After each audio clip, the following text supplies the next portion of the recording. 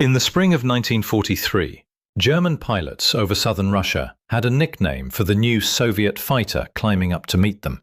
They called it the Wooden One. To them it was a joke, a peasant plane, a machine hammered together out of plywood and glue, because the factories of a broken country could not get enough metal. They stopped laughing by the summer, because that wooden plane, the Lavochkin La-5, did something no Soviet fighter had managed in 2 years of war. It met the best the Luftwaffe had, the Messerschmitt and the Focke-Wulf, and it beat them at the altitudes where the fighting actually happened. And the men who flew it took the sky over the Eastern Front and never gave it back. This is the story of how a fighter built from wood broke the grip of the Luftwaffe in 1943. But this story does not start in the sky over the Kuban. It starts years earlier, in a country that knew a war was coming and knew it did not have the one thing every other air force in the world took for granted. That thing was metal. Go back to the late 1930s. The Soviet Union was building an air force in a hurry, and it ran straight into a wall. To build modern fighters, you need aluminum. Light, strong, easy to shape. Every serious air force on Earth was building its planes out of it. But Soviet factories could not produce aluminum anywhere near fast enough to feed the number of aircraft the country wanted. The metal that did get made was spoken for 10 times over. And so Soviet engineers were handed a problem that sounds almost impossible. Build a fighter that can dogfight a German Messerschmitt, and build it mostly without the metal that fighters are made of. Their answer was wood. But not the kind of wood you are picturing. Back around 1935, a Soviet engineer named Leonty Ryzhkov, working at a propeller factory near Moscow, had come up with something strange and clever. He took paper-thin sheets of birch and pine veneer, soaked them in a special resin, and then baked the whole stack under tremendous heat and pressure until it fused into a single dense slab. They called it delta wood, and it was not like the timber in a fence post. This stuff was almost as strong as aluminum. It would not rot. And here is the part that mattered in a dogfight. It would not catch fire the way ordinary wood does. A country starved of metal had just found a way to build aircraft out of something it had plenty of, the forests of Russia. And so, when the order came for a new fighter, 3 engineers stepped forward to build it out of this baked timber. Their names were Semyon Lavochkin, Vladimir Gorbanov, and Mikhail Gudkov. Take the first letter of each, LA, G, and G, and you have the name of the plane they would build, the LAGG. In 1938, working at a design bureau just outside Moscow, the 3 of them set out to wrap a fighter around a small inline engine, and to make almost the whole airframe out of delta wood and plywood. The prototype first flew in the spring of 1940. On paper, it was promising. A sleek, polished little fighter that looked the part. The early version became the LAGG-1, and the production model that followed was the LAGG-3. And then it went to war, and the dream fell apart. Because the LAGG-3 had a problem that no amount of clever wood could fix. It was heavy. Wood, even baked delta wood, weighed more than aluminum for the same strength. And the little engine up front simply did not have the muscle to haul all that weight around the sky. The fighter was slow to climb. It was sluggish in a turn. Against the German fighters it was meant to face, it was a step behind in almost everything that kept a pilot alive. The factory workers building it were green, many of them women and boys with no experience making aircraft, working from incomplete drawings in freezing sheds. Quality was rough. And the pilots who had to fly the thing gave it a nickname that told you everything. The letters LAGG, they said, stood for a guaranteed varnished coffin. More than 6,000 of them would be built anyway, because the country needed every fighter it could get. But this was not the plane that was going to save anyone. Not yet. And then came the catastrophe that put everything into perspective.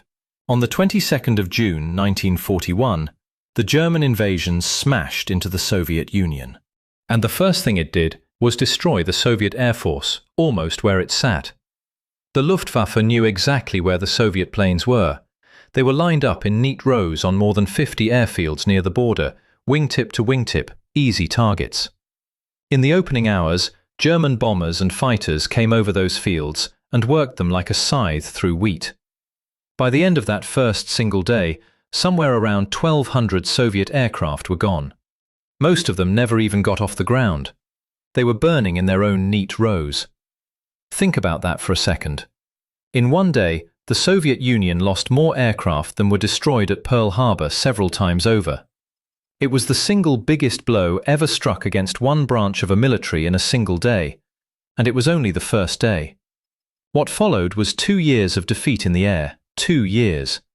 The fighters the Soviets had left were the old, outclassed machines, including that heavy lag. The men who flew them were brave, but bravery does not close the gap when your plane cannot climb as fast or turn as tight as the enemy. So they died. They died in numbers that are hard to even hold in your head, and up above the burning ground, the men of the Luftwaffe flew where they pleased. Their bombers hammered Soviet troops without anyone to stop them. Their fighters hunted almost for sport.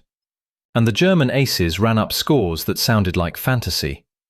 There was one fighter wing on the Eastern Front, Jagdgeschwader 52, that would eventually claim around 10,000 kills, making it the most successful fighter unit in the history of the world.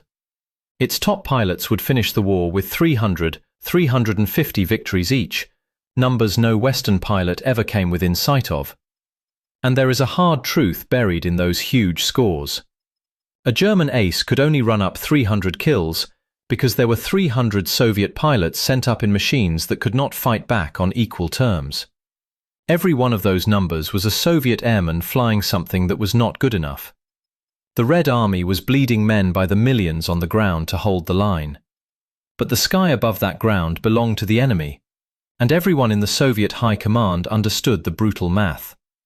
Until that changed, every attack the Red Army made would be made under bombs they could not stop.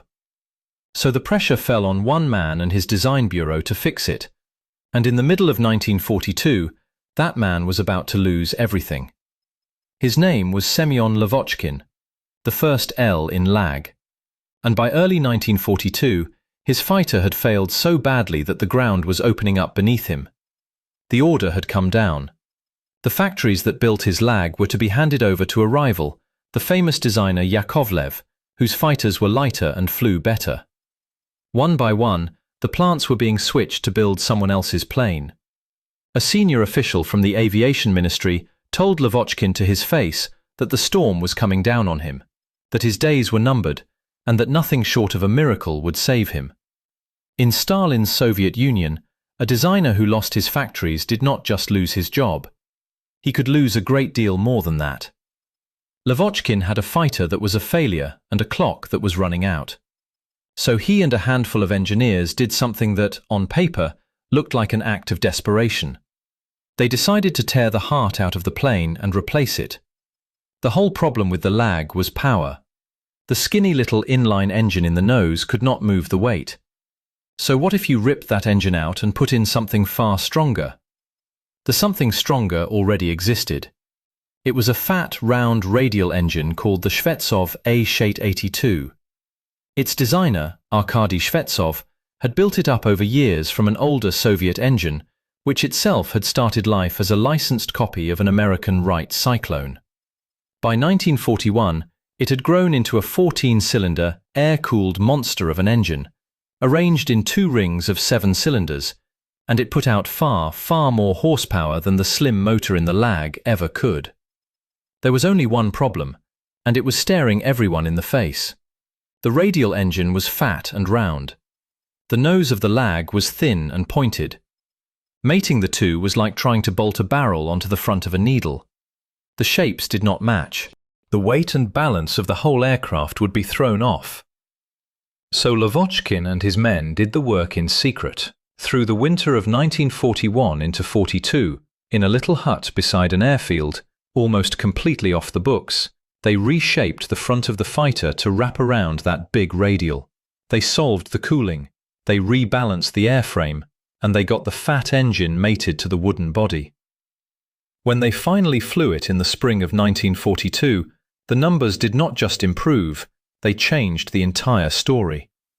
The new machine could reach close to 380 miles an hour up at altitude. The same wooden airframe that had been a sluggish coffin a year earlier now had real power pulling it through the sky. In May of 1942, with Lavochkin's career hanging by a thread, the testing commission took one look at the results and recommended the fighter for immediate production. The order came through within days. The plane that had been a death sentence for its designer had, almost overnight, become his salvation. They called it the La-5. But this was just the beginning of what that engine swap would unlock. The first thing the La-5 gave its pilots was speed and power where they needed it. Down low, in the thick air near the ground, this wooden machine could run with the German fighters. The big radial engine pulled it upward and dragged it through turns in a way the old LAGG never could have dreamed of. There was a second advantage hiding in that design, and it was a brutal one for the man in the cockpit. A radial engine is a thick wall of metal sitting directly between the pilot and anything shooting at him from the front.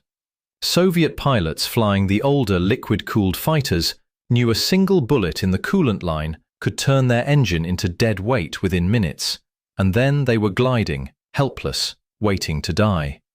The La-5 had no coolant to lose. Its air-cooled engine could soak up hits that would have killed another fighter and keep running long enough to carry its pilot home. That fat engine was an armor plate and a power plant at the same time. For weapons, the La-5 carried two 20mm cannon mounted right in front of the pilot and firing through the nose. 2 guns does not sound like much next to the heavy gun packs the Western fighters carried, but these were fast-firing cannon, and because they sat on the center line and fired straight down the path of flight, they were brutally accurate in the hands of a pilot who knew how to close the distance. A short burst from those 2 guns could tear the wing off a bomber. Here is the detail that still gets missed today. The La-5 was not a perfect plane. It was hot and cramped in the cockpit. The early ones leaked engine fumes back at the pilot until his eyes watered. The build quality, coming out of exhausted, half-starved factories, was rough and uneven. But none of that mattered where it counted. Down low, in the thick air where the war on the Eastern Front was actually fought, the La-5 could fight the Germans as an equal. And there had not been a Soviet fighter you could say that about since the first burning day of the war. Then came an even better version, and this is the one that earned the legend. The engineers took the La-5 and gave it a fuel-injected engine, the ASh-82 FN, putting out around 1,850 horsepower. They stripped weight out of the airframe and cleaned up the shape. They called it the La-5 FN. This version could reach about 400 miles an hour at altitude. Its climb and its turning circle were better than the German Focke-Wulf. Its roll was a touch better than the Messerschmitt. For the first time in the entire war, a Soviet pilot could climb into the same patch of sky as a German ace and not be the one flying the worse machine. The plane was ready.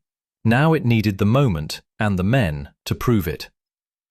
That moment came over a stretch of marsh and farmland in southern Russia called the Kuban. In the early months of 1943, the Germans were clinging to their last foothold in the Caucasus, a bridgehead on the Taman Peninsula. The Soviets wanted them gone, and both sides understood that the fight on the ground would be decided by the fight in the air above it. So they fed their air forces into the same narrow strip of sky and let them tear at each other.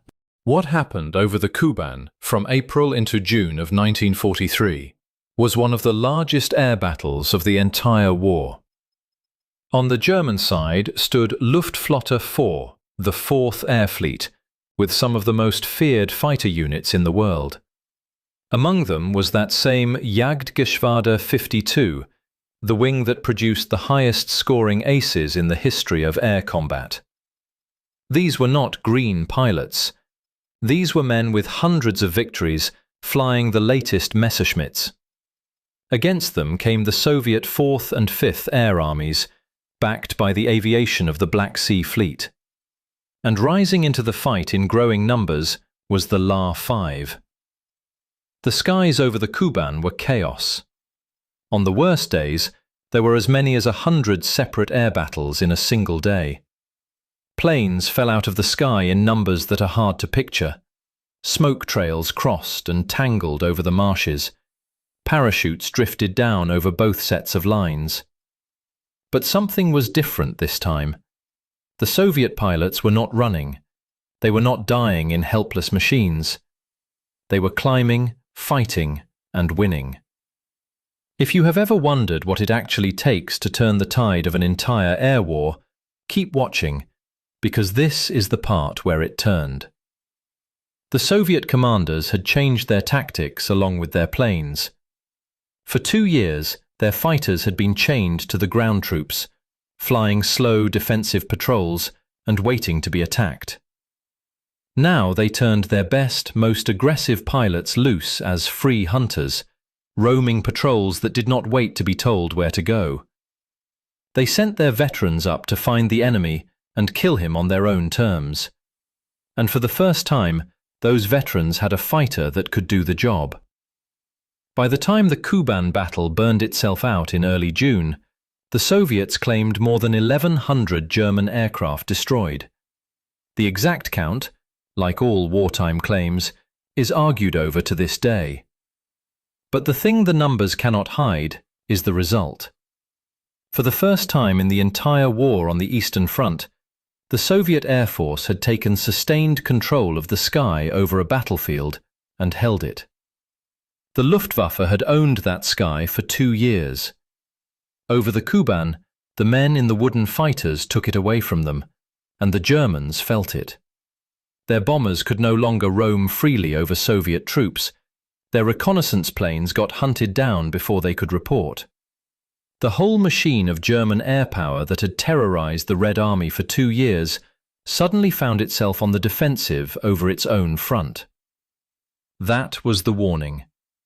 The full blow landed a month later, far to the north, in the largest land battle the world had ever seen. In July of 1943, the Germans launched their great summer offensive against a huge bulge in the front line around the city of Kursk. They threw in thousands of tanks, and overhead, the air battle over Kursk became the biggest aerial clash since the Battle of Britain. This was where the La-5 FN arrived in real numbers, and this was where a young pilot most people had never heard of climbed into one and started writing his name into history. Before we get to him, let me tell you what these fighters were doing in those skies. The Germans came over Kursk with their Focke-Wulfs and their Messerschmitts, expecting to clear a path the way they always had.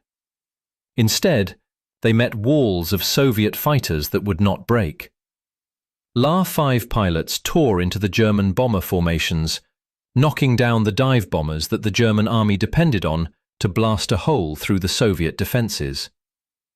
In one fight northeast of Kursk, Soviet pilots in La-5s shot down a pair of Focke-Wulfs flown by experienced officers of one of the Luftwaffe's elite wings. The German pilots were learning a hard lesson. The wooden plane they had mocked could now climb with them, turn with them, and shoot them down. Now here is the man. His name was Ivan Kozhedub, and in the spring of 1943, he was almost nobody. He had grown up in a poor village in Ukraine. He came to flying late, learned in a flying club, and trained as an instructor. For a long time the war passed him by, while he taught other men to fly. He hated it. He wanted to fight.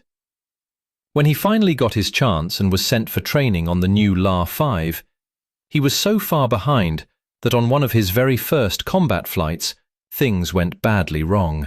His own plane was hit, he nearly collided with the enemy, and he limped back to base barely in one piece. His commanders almost grounded him for good. That man, the one they almost wrote off, would become the highest-scoring fighter pilot of the entire Allied side in the Second World War. His turnaround began in the fire over Kursk. On the 6th of July 1943, in the middle of that giant battle, Ivan Kozhedub scored his first kill. He shot down a German dive bomber, one of the very planes the Soviet ground troops feared most. It had taken him a long, frustrating road to get there, but once he started, he did not stop. Within days, he had downed another dive bomber. Then, in a single fight, he destroyed 2 Messerschmitt fighters at once. The shy instructor who had almost been grounded was turning into a killer in the air, and the fighter underneath him was the wooden La-5. What made Kozhedub deadly was not reckless courage, it was patience and precision. He used the La-5's strengths the way they were meant to be used. He would climb above the enemy and use the plane's power to dive in fast. He would hold his fire until he was so close he could not miss, then hammer the target with those 2 nose cannon and break away before the enemy could even react. He flew the machine to its limits and trusted it to bring him home, and again it did. By the autumn of 1943, after only a few months of combat, Kozhedub had shot down more than 20 enemy planes. For that, he was made a hero of the Soviet Union, the country's highest honor. It was the first of 3 times he would earn that title. If you are enjoying this story of the fighter that broke the Luftwaffe, take a second to subscribe, because the channel digs into the weapons and the men of the Eastern Front every week. So, here is where the story gets bigger than one man. By the time Kozhedub was earning his first medals, the La-5 was not a rare experiment anymore. It was pouring out of the factories by the thousand and filling whole regiments.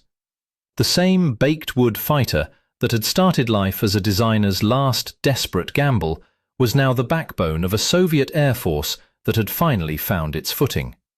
Kozhedub flew the La-5 and its improved versions all the way into the summer of 1944, before finally moving on to its even faster successor. By the end of the war, his total stood at 62 enemy aircraft destroyed, the highest score of any Allied pilot anywhere in the world. Not a single German fighter pilot ever shot him down. Every plane he flew in combat, including that wooden La-5, brought him back alive. And he was not alone. He was simply the brightest of a whole generation of Soviet pilots who came of age in the La-5 and used it to take the sky. Because that is the real story here. It was never just about one plane or one man. It was about a country that had been beaten in the air for 2 years, beaten on the ground in the first hours of the war, beaten down to the point where its own pilots called their fighters coffins, finding a way to fight back with the materials it had. The wood and the resin and the stubborn secret engineering of men like Lavochkin, working in a hut beside an airfield with his career on the line. And then putting that fighter into the hands of men like Kozhedub. Step back and look at what changed in that single year. At the start of 1943, the Luftwaffe still dominated the Eastern Front the way it had since the first day of the invasion. By the end of 1943, after the Kuban and after Kursk, that dominance was gone. The Soviet Air Force had won control of the sky, and from that point on, it only tightened its grip, clearing the way for the great ground offensives that would carry the Red Army all the way to Berlin. The Germans had called it the Wooden One as an insult. They meant it was crude, backward, a sign of how desperate their enemy had become. They were half right. The desperation was real. The Soviet Union built that fighter out of wood because it had no other choice, because the metal simply was not there.